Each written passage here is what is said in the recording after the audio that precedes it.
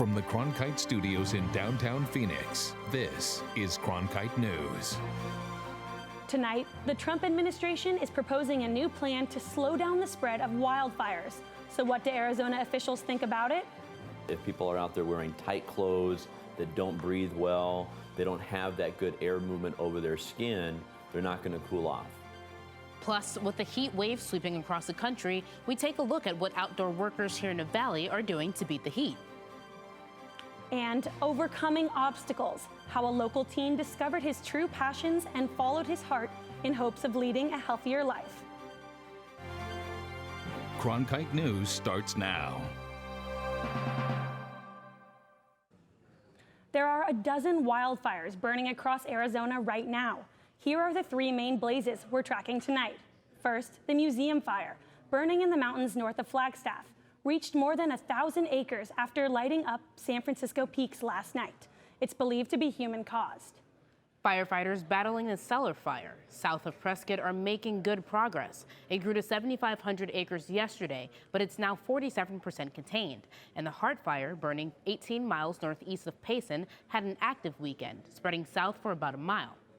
Thankfully, no one has been hurt in any of these fires, and the American Red Cross is helping set up evacuation shelters where needed. Good evening and welcome to Cronkite News on Arizona PBS. I'm Ellie Lundberg. And I'm Tanaya Williamson. Thank you for joining us. The Trump administration is now stepping in with a plan to battle western wildfires before they even ignite. But what does the president's proposal mean for Arizona? Cronkite News reporter Gabriella Collage spoke with local experts and environmentalists to see what they think about it and what's already being done in our state to combat the fires. Gabriella? While wildfires continue to burn in our state, the Trump administration has proposed a plan to slow wildfires by bulldozing, mowing, or revegetating large swaths of land along 11,000 miles of terrain in the west. But it does not apply to Arizona. The museum fire, the cellar fire, and the Heart Fire, all of them burning over the weekend in Arizona. As wildfire season heats up, officials are taking a look at a plan proposed by President Trump that he says would reduce fires dramatically. But a local environmentalist says the plan isn't the best option. This is an administration that is very hostile to science and listening to scientists and using science to inform decisions. So yeah, I don't see what they're proposing to be something that would benefit Arizona. Instead, Barr says community protection, better development planning, and additional funds for restoration would make a real difference. For now, local fire officials say they can only focus on doing what they can right now to battle the ongoing blazes. In the meantime, the forest has been doing prescribed burning and thinning as part of managing the forest to make it healthier. In December, I signed a historic executive order promoting much more active forest management to prevent catastrophic wildfires like those that recently devastated California and Oregon. The president's proposed plan would create strips of land known as fuel breaks on about 1,000 square miles of land managed by the U.S. Bureau of Land Management in an area known as the Great Basin and parts of Idaho, Oregon, Washington, California, Nevada, and Utah. The estimated cost would be about $55 million to $192 million. Some of the fuel breaks would completely clear lands, others would mow down vegetation, and a third method would replant the area with more fire-resistant vegetation. Now, officials of the Bureau of Land Management say the president's proposal is out for public comment and pending environmental review. And if approved, some of the land could be cleared as soon as next year, while other projects could take several years. In the broadcast center, Gabriella Collage, Cronkite News. Right now, a deadly heat wave is impacting more than 2/3 of the U.S. It reached its peak this weekend, with nearly 200 million people sweating it out from New Mexico to New England. And today, many cities remain under heat warnings and advisories as they brace for some of the hottest air of the season. Officials are urging people to take the warnings seriously, stay indoors, and stay hydrated. Experts say heat waves are happening more often than ever before. A new report from the Red Cross Crescent Climate Center says 17 of the 18 warmest years have happened since 2001. As we continue to sweat through the Arizona summer, we can't forget those who work outside. Currently, there is no federal heat standard to provide high-risk employees, such as farm, construction, and warehouse workers, with protections from dangerous heat conditions. With this in mind, we wanted to know what some of these workers do to stay safe under the Arizona sun.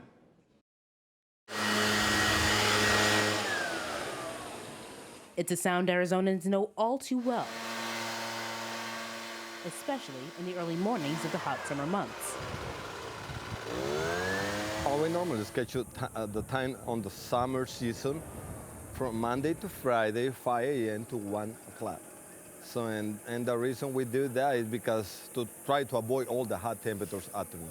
But avoiding the hot temperatures completely is practically impossible for thousands of people who make a living outside under the scorching sun. With temperatures hitting triple digits like 110 and even as high as 115, working outside can get rough. What gets people in trouble is they don't maintain a steady hydration throughout the time that they're out in the heat. Safety precautions are crucial to avoiding heat-related illnesses for workers who labor outside. Mr. Leon has been a landscaper for over 10 years. Well, when it's really hot, we normally take like 5 or 10 minutes break every hour. And we also have water. And we have the cooler with some refreshment here, just in case we need it. From landscapers to construction workers, both employees and employers know the dangers excessive heat can bring. The guys that you have out here in the trades have been in these trades for long enough to know better. You know, this is not their first season doing this, so to speak.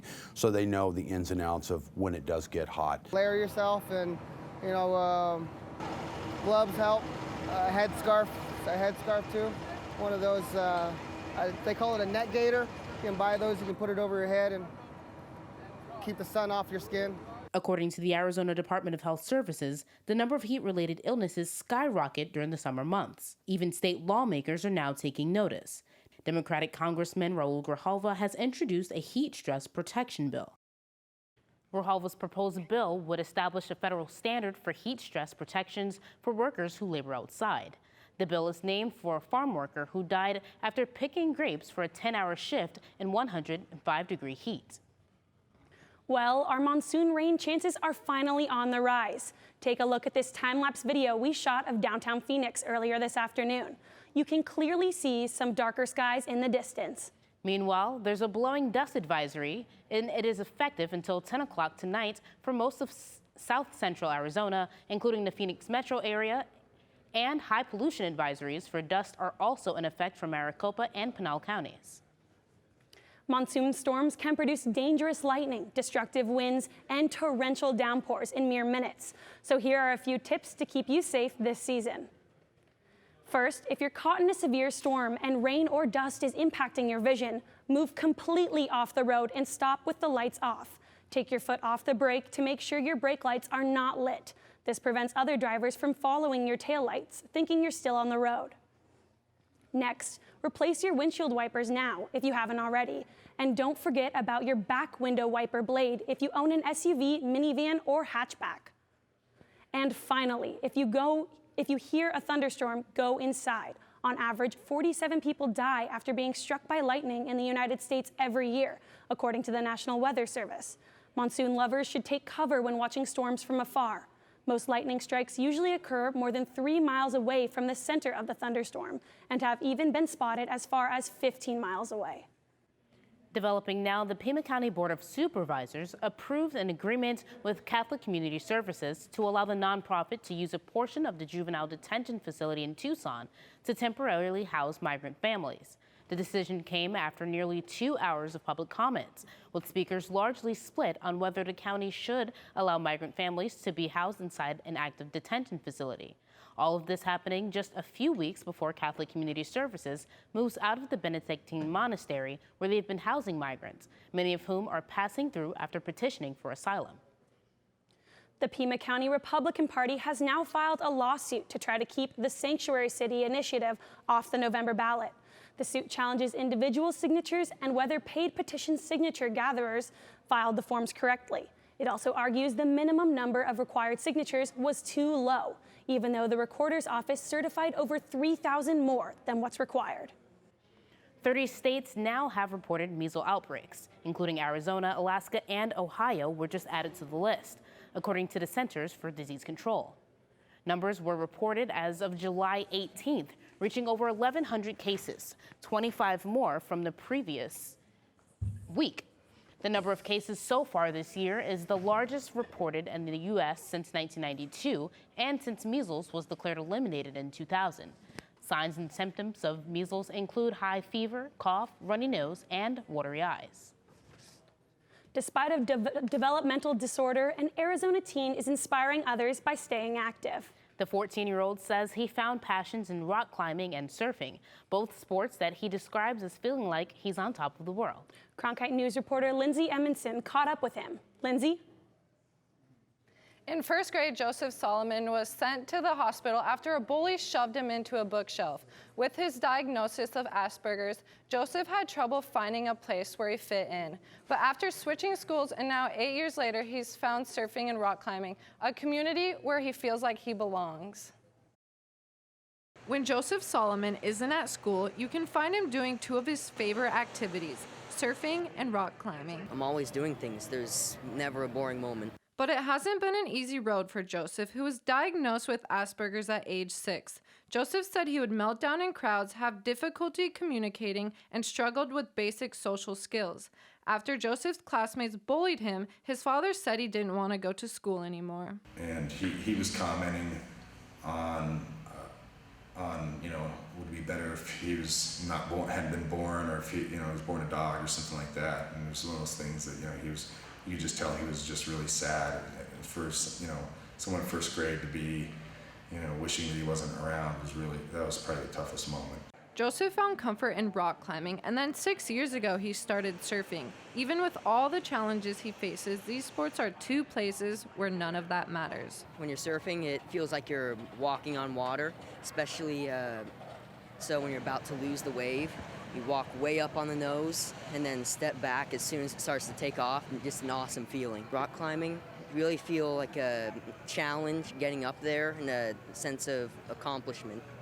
When you finally get to the top, it just feels like you're on top of the world, He's amazing to me, just how gifted he is, and all those little things that, I was worried about, the social skills, making eye contact, have just kind of gone by the wayside. He's excelled at these sports, but they've also aided him in his everyday life. Helped me with confidence and being independent,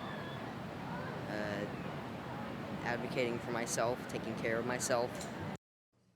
With the success and passion Joseph has found in these sports, he now gives his time to helping kids on the autism spectrum to learn to surf through Surfing with Nixon, and also plans to start working at AZ on the Rocks when he's old enough. In the newsroom, Lindsay Emerson, Cronkite News.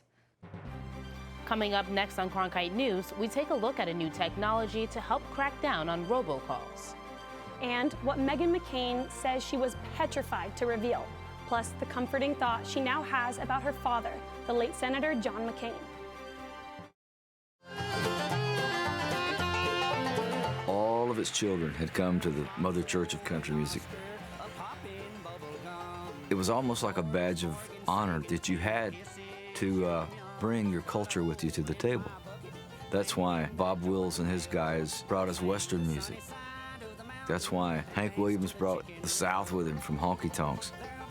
Johnny Cash brought the black land dirt of Arkansas. Bill Monroe brought music out of Kentucky bluegrass music. Willie Nelson brought his poetry from Texas. Patsy Cline brought her heartache from Virginia.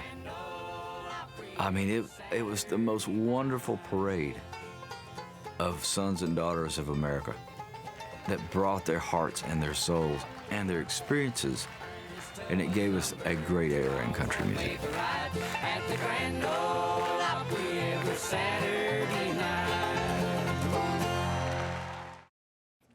Across the U.S., robocalls have been steadily on the rise. That's prompted the Federal Communications Commission to start a new anti-robocalling initiative. Arizonans reported the third most robocall complaints in the country in 2018. That's according to the pro-consumer website Comparitech. Thankfully, new technology out this year is helping crack down on these unwanted calls. The technology allows cell companies to identify spoof numbers. T-Mobile was the first to implement the call blocking technology in January. They say this month alone, they blocked 3.5 billion scam calls, and they flagged 15 billion scam-like calls since March of 2017. Verizon and AT&T are working on providing this technology too, at no added cost to customers. Until then, experts suggest ignoring all unknown calls. If it's a reputable source, they will leave a message. And if you do answer, don't push any numbers when prompted. The minute that you click a button on your phone, the minute that you answer with your name, they have that information. They know that you're someone who is more than likely going to answer the phone the next time they or someone that they're associated with is calling. Although this new technology is out, experts say scammers will evolve and find ways around it. Two big stories we're following in the national news today. First, hundreds of thousands of protesters in Puerto Rico hit the streets today, demanding Governor Ricardo Rosselló resign. The protests are fueled by the leak of offensive private chat messages between the governor and members of his inner circle. Those chats included homophobic and misogynistic messages.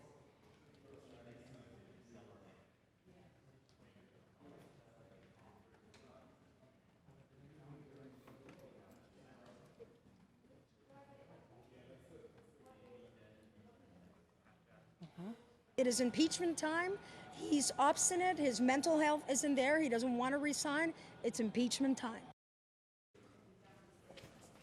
Rosselló says he's not seeking re-election, but he's also not stepping down.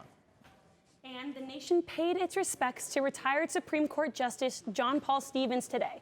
The late justice lied in repose in the Great Hall of the U.S. Supreme Court. Tomorrow, Stevens will be laid to rest at Arlington National Cemetery. He served on the High Court for 35 years until he retired in 2010. Meghan McCain, the daughter of the late Arizona Senator John McCain, opened up about suffering a horrendous miscarriage. The 34-year-old View co-host shared the story in a New York Times op-ed. She then took to Instagram Saturday to give thanks for the positive reactions to her reveal. At first, McCain wanted to keep the tragedy private, but then decided to share it to help eliminate the stigma surrounding miscarriages and let other women know they are not alone. The star, who was expecting a girl, concluded her op-ed with a sweet message about her dad, saying she pictures her father in the hereafter holding his granddaughter in his hands. Up next, the dangers of hot playgrounds during Arizona summers and what's being done to keep kids safe. I'm Judy Woodruff, anchor and managing editor of the PBS NewsHour. The journalists of tomorrow face a fast-changing media landscape, but quality news remains vitally important to our communities, our country, and our world.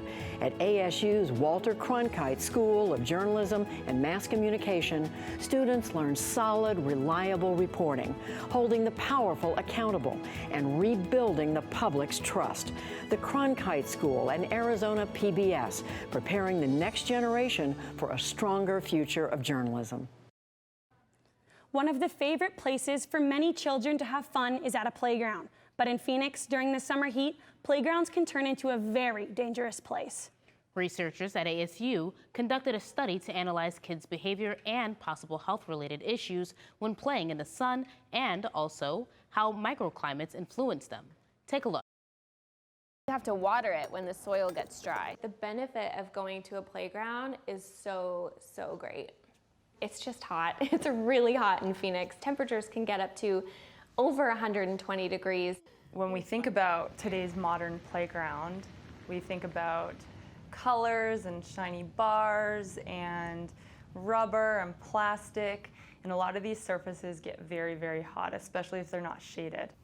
We followed Jennifer Vanas to this playground near San Diego to see how she studies kids at play on a sunny summer day. She uses wearable sensors on their wrists and waists to track the kids' activity and how much sun they're getting. Jackson. Vanas is also monitoring the playground's microclimate. A very important piece of this type of research is the fact that we're studying humans within this space at the same time that we're measuring the microclimate. And then the kids put on GPS devices, heart rate monitors and UV dosimeters, and they just play freely, and we're able to monitor their UV radiation exposure, exactly where they're playing, and their heart rate, and see where are they getting the most physical activity, where are they getting the least physical activity, and how does the park design influence their ability to get physical activity. At the time she was doing this field work, Vanasse was part of a team of researchers at the University of California at San Diego. She is now at the School of Sustainability at Arizona State University. One of the main findings we found thus far with our study is that the children preferentially will spend their time under the shade of a tree. The problem is that the shade of the tree doesn't cover a very large space, so their playtime in the shade is not very active. When they get into the sun, they're much more active. However, they spend much less time in the sun. But what we see in our modern playgrounds is that there's very little shade, especially natural shade in trees. This is an important piece of information for people who are designing playgrounds. If you think about urban planners, urban designers. During the average Phoenix summer, kids face 100 days or more of 100 degrees or more. So play and shade have to go together. And the city of Phoenix is trying to get to 25% canopy cover, and public parks and even private parks and playgrounds is a good way to start trying to get to that goal. In hot places like Phoenix, designing playgrounds more consciously is extremely important. It could not only prevent overheating, radiation exposure, or burns, but it also helps children get the physical activity they need in a safe place. Even though we're in the heat of the summer, the Phoenix Zoo is preparing for Christmas. They already started setting up zoo lights. Check out this video they posted on their Facebook page earlier this morning. It takes over 3 months to fully install the millions of LED lights used in the show. But with all the crews working outside, the heat and possible storms could cause some problems, at least the rest of this week. Emmy Keenan is joining us now with more on that. Emmy? Thanks, guys. So right now we're currently sitting at 100 degrees here in Phoenix. We're going to see some scattered digits across the board. Lowest you're going to find is in Show Low, 73 degrees. So that's going to be pretty breezy, and it seems that dreams do come true. We're seeing rain here in the valley finally for monsoon season. Just after 6 o'clock tonight, it's going to drop to 101 degrees. That's going to rain through the night. Early tomorrow morning, 8 a.m., it's still going to be cloudy at 91. Now we are on a high pollution advisory. Now that is because of these microburst winds, because the damaging dust storms, because this monsoon season is coming. Now beware, that 91 is going to climb all the way to 103 by 4. We're going to see those clouds throughout the day.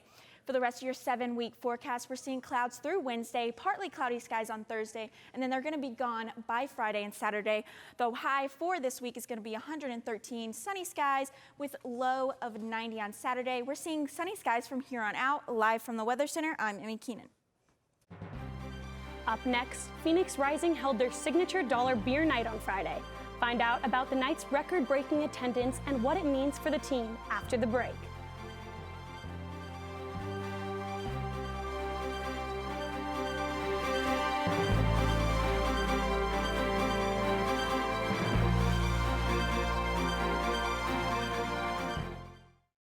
Welcome to another edition of Cronkite Sports Now. I'm Taylor Rocha. Let's talk sports. For the latest on local sports and beyond, we've got you covered. Let's do this thing. We challenge reporters to go beyond, a game story. We want stories with depth. It's just a crucial step from the college experience into the professional experience while you're still in school. At Cronkite Sports Now, watch the journalists of tomorrow cover sports today. On the next Arizona Horizon, we will look at efforts to stabilize the soil along I-10 in Pinal County and thus minimize blowing dust, especially in this dust storm time of year. That's on the next Arizona Horizon. I'm Judy Woodruff. On the next News Hour, a political storm in Puerto Rico. Will the governor resign amid pressure from protesters? That's Monday on the PBS NewsHour.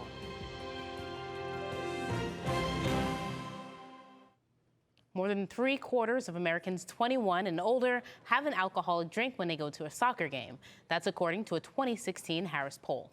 For the Phoenix Rising, on the Friday nights when their fans come out for soccer and cheap beer, the team is unbeatable. Emmy Keenan was out at Rising's most recent Dollar Beer Night to try to find out more about the team's not-so-secret victory ingredient. In the 3-year history of Phoenix Rising, the team has never lost on Dollar Beer Night. Somehow, they found a way to tap into success of this fan promotion to brew an incredible win streak. Phoenix Rising Dollar Beer Nights mean big business for beer vendor Jim Goot. Last time I sold 950. This time I think we'll sell over 1,000. They also mean big success for Phoenix Rising after Friday night's 6-0 victory over Austin Bold. Rising is 12-0 all-time when beer is just $1. The team's signature promotion also brings in more fans. Friday set an attendance record with 7,387 people watching. Honestly, I come every Dollar Beer Night, and I don't even really like soccer, to be honest. So Dollar Beer Nights, I'll be here every time. With the limit being 4 beers per person each time they buy, there were people juggling Bud Light on top of Bud Light all night long. And it seems that a beer and some soccer does the job for these Rising fans, as Casino Arizona Field was sold out for its 13th consecutive game. People who like to have a good time, people who are out for a soccer game, and we always win, so that's awesome too. The 6 goals scored in Friday night's game set a record for most goals in a match for Rising, now leading the USL's Western Conference with 41 points. Phoenix Rising said they sold the most Bud Lights in club history on Friday. When a fan on Twitter guessed the number of cans at 8,000, Phoenix Rising VP Sam Doer said that he couldn't share the exact number, but that the guess was, quote, way too low. In the broadcast center, Emmy Keenan, Cronkite News. That's it for Cronkite News tonight. Thanks for joining us. For top Arizona stories anytime, go to cronkitenews.azpbs.org.